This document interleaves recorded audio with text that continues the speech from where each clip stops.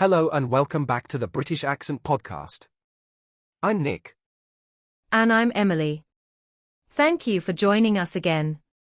Today's episode is called You're Allowed to Rest Without Quitting. And we hope it reaches the part of you that might be tired, overwhelmed, or feeling a little behind in your English journey, or in life. Yeah, this one's really close to our hearts. Because so many learners think rest is the same as giving up. They feel like if they pause, they'll lose everything they've worked for. But that's not how it works. Exactly. Rest isn't quitting. It's refueling. It's recharging. And honestly, it's necessary. If your mind is exhausted, if your energy is low, forcing yourself to keep pushing isn't always productive, it's often harmful. Think about it like this: if you were climbing a mountain, would you feel guilty for stopping to breathe? For sitting down, drinking some water, and catching your breath? Probably not. Because rest helps you keep climbing. Right. But when it comes to learning, especially something like English, we often forget that. We start thinking we need to be studying every day, practicing every sentence, always pushing ourselves harder. But that pressure isn't sustainable. And it's not how real progress works. Language learning is a long journey. A very human journey. Some days you'll be full of motivation. Other days, you'll feel like your brain's a fog. That doesn't mean you're failing. It just means you're human. Let's say that again for anyone who needs it. You are allowed to rest. You are allowed to take a break. You are allowed to pause without calling yourself a quitter. Because resting is part of continuing. It doesn't stop your growth, it actually protects it. It gives your brain time to process, your emotions time to settle, and your confidence time to rebuild. So if today is one of those days where your energy is low, or you're struggling to focus, or you feel guilty for not doing enough, we want you to know, it's okay. You can rest. And when you're ready, you can come back. Not from zero. Not from scratch. But from exactly where you left off. Because learning doesn't disappear. It waits for you. You know, I remember one of my students who felt ashamed for taking a break. She told me, I was doing so well, and then I stopped for 2 weeks. I feel like I've ruined everything. But when she came back, her mind was calmer, and she actually remembered more than she expected. That's such a powerful reminder. The brain doesn't throw away what it learns just because you take a break.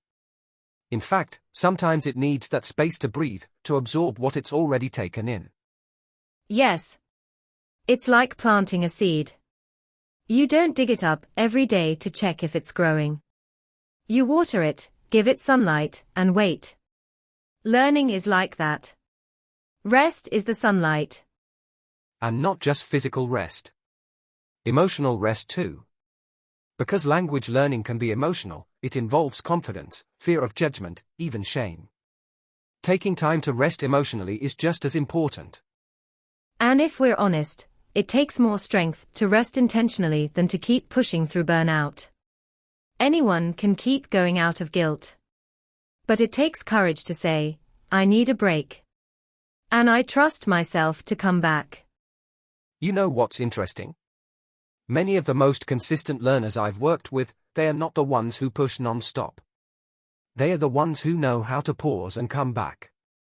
That's the real skill. Exactly. That return is everything. That moment you say, okay, I'm ready to try again, even if it's just for 5 minutes, that's where progress lives. That's resilience. So if you've taken a break recently, or if you're thinking about taking one, don't beat yourself up. Don't label it as failure. Think of it as breathing space. As part of your rhythm. And when you do come back, it doesn't have to be intense. It can be gentle. A short podcast. A few words. A slow read. You don't have to prove anything. You're just continuing, quietly, calmly, and with self-respect. Learning a language isn't about perfection. It's about returning. And you're allowed to return softly. As many times as you need. And I think one of the most healing things we can hear sometimes is, "You haven't fallen behind." Because that's how it often feels, right? Like everyone else is racing forward while you've paused. Yes, and that pressure builds up in silence. People don't always say it out loud, but they carry this fear: I'm too far behind to start again. But the truth is, there is no behind. There is only where you are. That's so important. Everyone's learning timeline is different. Someone else's fast pace doesn't invalidate your slower one. And resting doesn't erase your effort. It preserves it. I once had a student who came back to English after 8 months away. He was convinced he'd forgotten everything. But when he started reading again, words came back. Not all at once, but like echoes returning, slowly. That's beautiful. Because memory is like that. It waits under the surface. And sometimes, after rest, what we've learned returns even more clearly, because it had time to settle. And I think part of what helps is changing the way we talk to ourselves. Instead of saying, "I failed," try saying, "I paused." Instead of, "I gave up," maybe it's, "I listened to what I needed." Yes. That shift in language is powerful. Because how we name our experience shapes how we feel about it. And giving yourself permission to rest is one of the most empowering things you can do as a learner. Let's just take a moment here. For anyone listening who's feeling heavy, discouraged, or ashamed for needing rest, you're not wrong. You're not lazy. You're not weak. You're simply human. And you're allowed to honor your energy, your limits, and your emotions. Rest is not a reward you earn after doing enough. It's a right. A necessary part of the process. So if you're tired, don't wait for permission. This is it. You have the right to pause. You have the right to breathe. And when you're ready, you'll return stronger. And something I wish more learners knew is that rest can be active in its own way. Not busy, but intentional.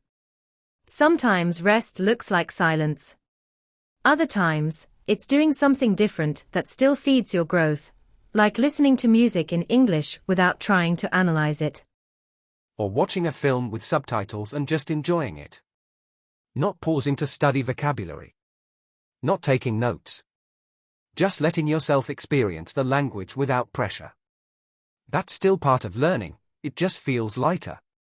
Exactly. Or even journaling in your own language about how English makes you feel. That's rest too. You're still staying connected to your journey, but in a way that honors your emotions. I really love that idea. Because when we give ourselves space to reflect, we often uncover the real reasons we're tired.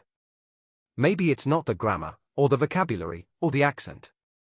Maybe it's the weight of expectation we've been carrying. Yes, that I should be fluent by now, or everyone else speaks better than me, or I have to prove I'm not falling behind. That mental pressure is exhausting. No wonder we burn out. And it's not just from comparison. Sometimes it comes from trying to meet invisible standards. The idea that your learning always has to look a certain way, structured, formal, intense. But it doesn't. You can be growing even when you're not in front of a textbook. Even when you're sitting quietly, letting your mind rest. Growth doesn't always shout. Sometimes it whispers. That's so true. And if you think about it, even nature rests. Trees don't produce leaves all year. The earth pauses in winter. Flowers close at night. And yet we still expect ourselves to bloom non-stop. Such a beautiful comparison. Because language learning is natural. It follows its own seasons. And sometimes, winter is part of the process. Not a sign of failure, but a quiet preparation for spring. So to anyone listening who's in a quiet season, know that it's okay. You don't need to force yourself out of it. Trust that when the time is right, energy will return. Curiosity will return. And you'll keep growing. You know, I remember one listener who sent us a message last year. She said, I stopped learning English for 4 months. I was dealing with anxiety, and I felt like I couldn't handle anything extra. But I kept listening to your podcast in the background, even when I wasn't studying. Yes, I remember that message. She said that even when she felt like she wasn't learning, something was still happening quietly inside. And when she came back to more active practice, it didn't feel like starting from zero, it felt like continuing from a deeper place. That story stayed with me because it shows something we often forget. Being kind to yourself is part of the learning process. Not a distraction. Not a delay. A real, essential part of how we grow. And I think learners underestimate how much emotional energy language learning requires. It's not just about remembering vocabulary, it's about vulnerability. It's about trying, failing, trying again, all while staying kind to yourself. Which is why rest doesn't mean weakness. It means wisdom. The kind of wisdom that knows when to push and when to pause. And I'd even say, people who give themselves space to rest usually come back more connected. More in tune with what they actually want from their English journey, rather than just chasing goals they think they should have.